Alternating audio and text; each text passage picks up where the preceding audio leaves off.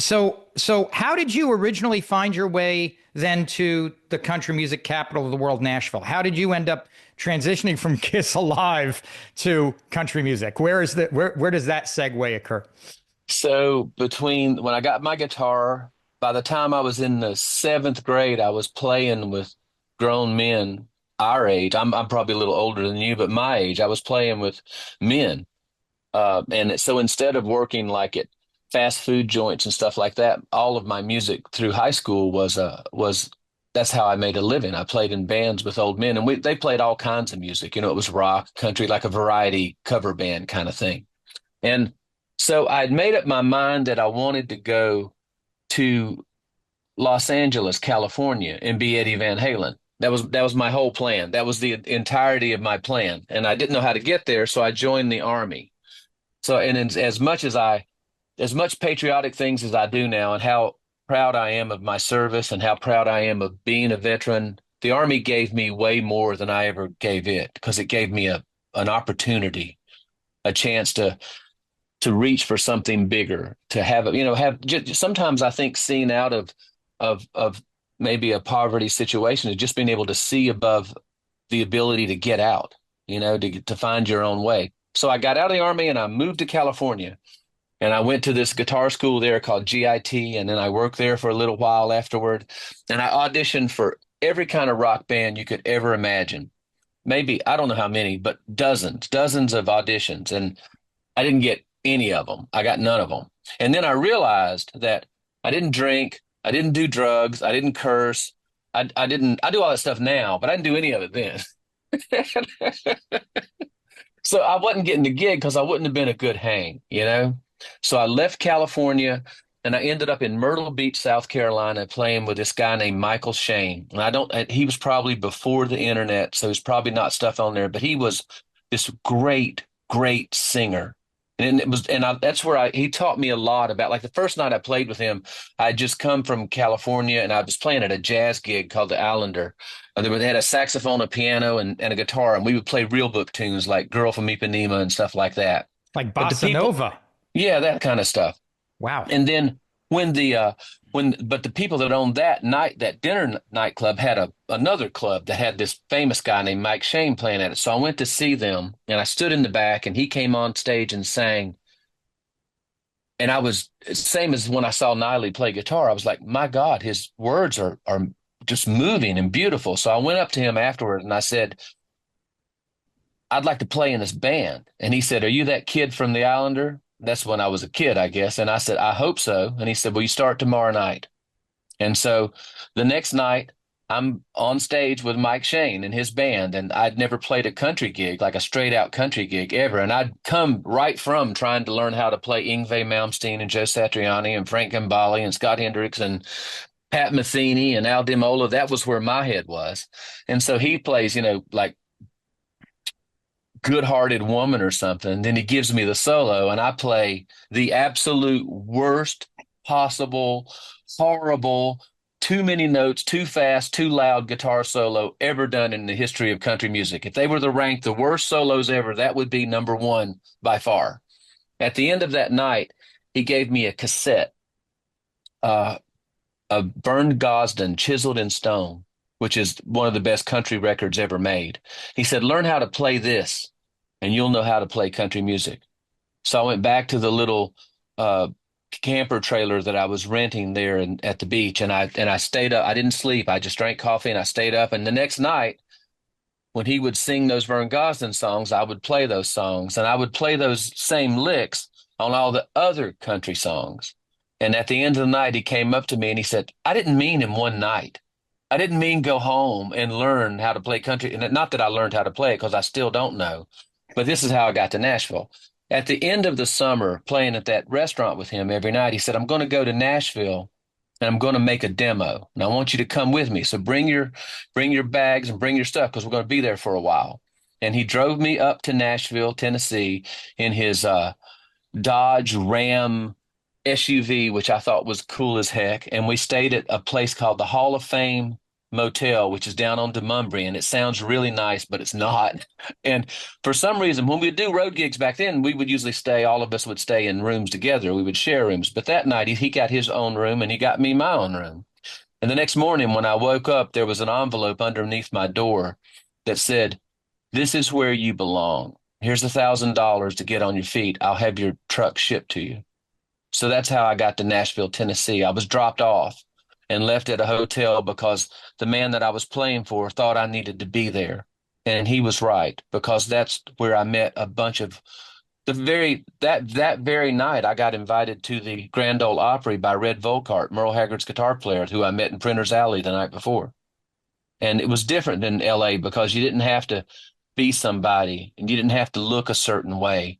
And even in retrospect, I might have actually looked the part, but I didn't have the social skills to be the part, because So I'd never really, my first time leaving North Carolina was going in the Army, and I spent 3 years in the infantry. That doesn't prepare you for anything except gunfire. did anybody take you under their wing in Nashville? Oh, many, many people. If I could, there were so many names. I would start with Mark Prentice, who is a session bass player, guitar player. He's played with everybody from the Rascals, Felix Cavalieri, all the way to the girl from Greece. And oh my God, her name escapes me, but you know what I'm talking about, the super fancy. Anyway, he's played with everybody. And I remember doing a showcase with him. He was showcasing my music, and we had people come. I'd been doing nightclubs at that point, playing a lot of places like the Grizzly Rose and Billy Bob's, just nightclubs, but playing my music. And we were doing a showcase, and he was playing bass for me. I'd hired all Nashville guys that I knew to do the showcase, and the room was full. And I was so nervous before we went on stage. I was just sitting up there, and I was just scared to death. And it was just he and I in the room. And he said, "Do you have any children?" And I said, "Yeah, I have these little girls." And he said, "You ever give them a gift?" And I said, "Of course." He goes, "Why do you give them the gift?"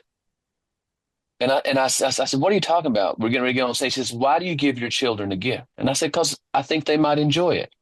And he said, "That's why God gave you the love of music, hoping that you would enjoy it, that you would love it and get the most for it, not fret about it and worry about it. What good's that going to do? Why don't you just walk out there and do whatever it is you do?" And that changed my life, David, because ever since that day, I never felt like I don't have anything to prove anyway. I'm not that good. I'm just trying to learn how to do it, you know? So I take those things to heart. And I could sit here and talk for days about the people that took this kid that didn't have I wasn't a bad person. I just didn't talk. Like, I was really quiet, and because I didn't know what to say, and I didn't really know how to handle social situations. So I think that a lot of the things that have happened over the last couple decades have been me more maturing as a human being than it has me maturing as a musician. Well, the reason why I asked if anybody took you under their wing is because when you said that you got dropped off in basically Nashville, not knowing, I kind of saw this parallel between you being dropped off and not necessarily, I mean, with the way, you know, as an orphan, and then dropped off in Nashville. Oh man. And in both cases, you've got people who came in and took you. You know what I mean? Exactly. That's a tremendous parallel, and it's I never thought about it till now, but you're exactly right. That's true. You know, You know, there's always been someone there. It seems like, you know, in the Army there were the men. I went in the Army shortly after Vietnam, and so all the drill sergeants and the airborne instructors, they were all Vietnam guys who had been in combat in country, and so they always just pointed you in the right direction. They'd kick your butt and tell you to get up and make your bed and go to work. And so I continued that after the Army. And I look back at my life now. I've got a family, and I've got a career, and I'm on the David J. Maloney show, and it's going good.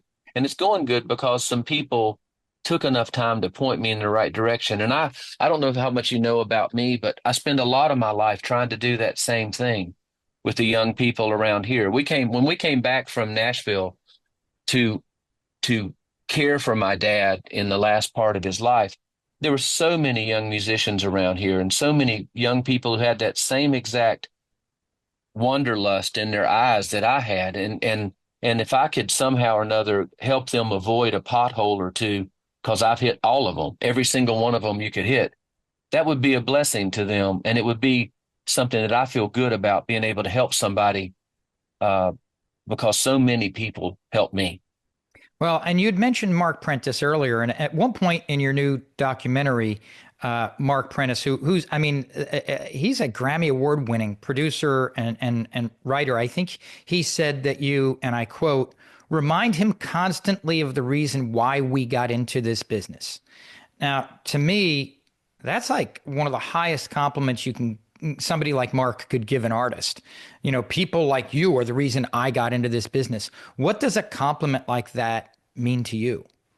I was stunned that he said that. And I think it's because, like, I meet a lot of people at the place that we're at, playing small theaters and medium-sized theater and county fairs and stuff like that, where they had a hit years ago and they like, oh, I got to sing my hit. I never really felt that way. Like every time we get ready to do lipstick, I'm excited to do lipstick. When we're ready to play more, I'm excited. I had an attorney in Minneapolis who was trying to help me get a record deal, and he said to me one time, because it was such an arduous task, and he said, "I think you're just too stupid to quit." He was probably right. But that naivete also makes me love it the same exact way that I loved watching Niley Binge play Going to Alabama with a banjo on my knee. I don't, I take every gig, whether it's one person I just sang for a group of people at a hospice house here in Statesville. Mm. That's as important to me as the times I've got to sing on the Grand Ole Opry, because this art that we make, this thing that we get to do, I do something for a living that I would have done anyway. I would have done for free. I would be, well, mostly I did do it for free, but I would do that anyway. And I think it's something that you don't earn. I think it's given to you. And that was a gift given to me, that I truly, truly love music and have a desire to try to figure out how to do it. Well, and I was thinking based on what he said that, even back in those early days, people could see your passion was going to likely take you somewhere.